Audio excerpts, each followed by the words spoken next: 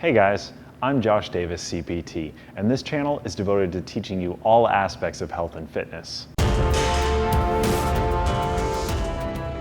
Each week, we're going to highlight a different topic on one of the 4 categories in the order of gym fitness, nutrition, home fitness, and rehabilitation. So let's get started. Today, we're going to be discussing how to get into a workout regimen, or if you've been lifting for a while and not seeing results, this video should be able to help you out as well. There are a couple of questions to ask yourself before getting started. The first question to figure out is, am I a morning person or am I an evening person? Because this alone will dictate if you stick with your workout regimen and how much effort you can put into it. Personally, I love 4:30 to 5 a.m.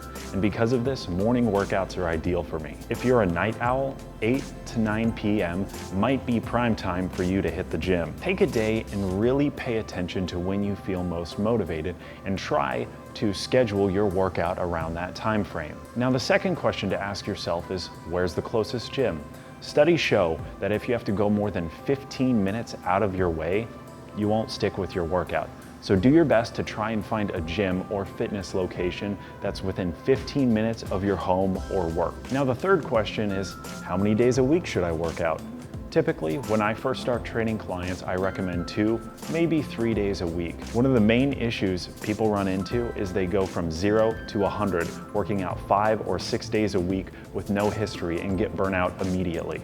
I always recommend 2 or 3 days a week starting out to avoid that burnout. For 2 or 3 days a week working out, we primarily want to focus on compound movements or exercises, meaning multi-joint. Now, some of the things that you should avoid when first starting working out are single joint movements, and not necessarily because they're bad, but because they don't burn many calories. And when we're trying to lose weight, that's the name of the game, is burning calories. So our first exercise is the lunge. Now, when you're stepping into the lunge, what you want to make sure is that your back is straight, your core or your abs are nice and tight, and there's a right angle between where your knee is and your ankle is. You want to try and avoid pushing your knee or having your knee over your toe. Next, we have the squat.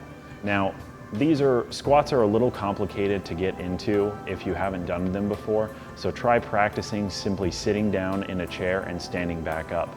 But the main things we want to focus on is keeping the weight in our heels and not on our toes. We want to make sure our feet stay flat and our butt sticks out. For push-ups, you want to make sure that your shoulder and wrists are in a nice even line, and as you go down, you want to avoid keeping your scapulas or shoulder blades from collapsing. This will keep the emphasis on your pec muscles and on your triceps. Bent over rows are the next exercise we'll talk about. These are great for your back. You want to get into a mini squat position, hinge at the hips leaning forward at about 45 degrees, and make sure to keep your arms right next to your body and row them back, keeping your arms and weights as close to your body as possible. Some of the things you should avoid while first starting working out are single joint movements. Not that they're necessarily bad, but while they're great for vanity, they burn very few calories. And the reason for this is there's a direct correlation between the joints that are engaged in an exercise and the muscles. So if you think about it, the more muscles we engage in each exercise, the more calories we're going to burn. So let's take a look at what I mean by single joint exercises. So we're starting off with the bicep curl. So as you can see with the bicep curl, I'm only moving one single joint at my elbow. That's the only thing that's being worked. And the bicep, the muscle that's actually being used to lift the weight, is incredibly small, which tells us that we're not going to be burning very many calories. Same thing with the leg extension. While we're doing our leg extensions, again, we're only bending at the knee. And this tells us that even though we are engaging our quads, one of the larger muscle groups, we're only bending at the knee, which is using one joint. Again, telling us that we're not really burning very many calories. So for beginners, let's take a look at what 2 days a week might look like at the gym. First, we'll start off with some dumbbell presses. Next, we'll move on to some squat thrusts. Then we have some lunges, and we'll finally finish off with some bent over dumbbell rows. When it comes to the dumbbell press, the main thing to focus on is keeping your core tight and your shoulder blades or your scapulas contracted, almost as if you're trying to pinch a pencil or a grape in between your shoulder blades. Once you get into this position, make sure your elbows and wrists are in line. You're gonna push them straight up and bring the dumbbells together at the top. For squat thrusts, what we want to focus on is our squat first, and then as we come up, we're almost going to use the momentum to get the shoulder press portion of the thrust. For dumbbell bent over rows, we're gonna, again, get into a partial squat position. We're gonna keep the dumbbells right next to our body, and we're gonna pull them back, pinching our scapulas or shoulder blades together. Again, almost like you're trying to pinch a pencil or hold a pencil in between your shoulder blades. Last, we have the walking lunges. And like we discussed before, some of the primary things to focus on are keeping your core tight.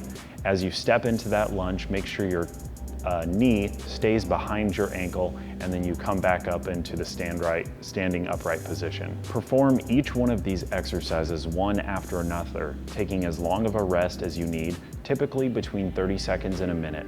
Once you finish all 4 exercises, take a 1 to 2 minute break and then start back at the top. Perform this for 3 rounds and your workout should be done. This should take you roughly 30 to 40 minutes, and this will be fantastic for beginners. Let's take a quick recap of what we covered. First, find out what time you're most motivated. Second, find a gym nearest you. And third, ease into it. Take your time and don't get burnt out. Now, if you found this video helpful or have any questions, please leave a comment below. Thanks for watching, and everyone have a joy-filled and blessed day. Thanks. All right, let's move on. Okay.